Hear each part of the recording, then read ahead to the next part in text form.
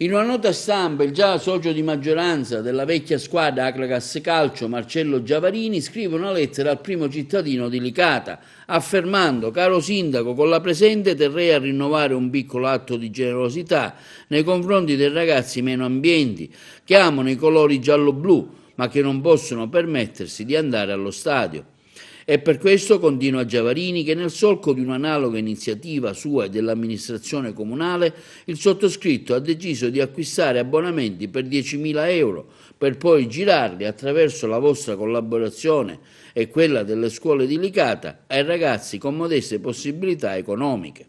La lettera di Giavarini continua dicendo: per ogni altro chiarimento o eventuale necessità di poter contare sull'avvocato Giuseppe Malfitano, citando anche il numero del cellulare, persona nella quale ho individuato il mio fiduciario in loco e mio rappresentante legale. Giavarini conclude nella sua missiva: ringrazio lei, sindaco, e l'amministrazione comunale per la collaborazione e per la vostra iniziativa in favore dello sport a Licata.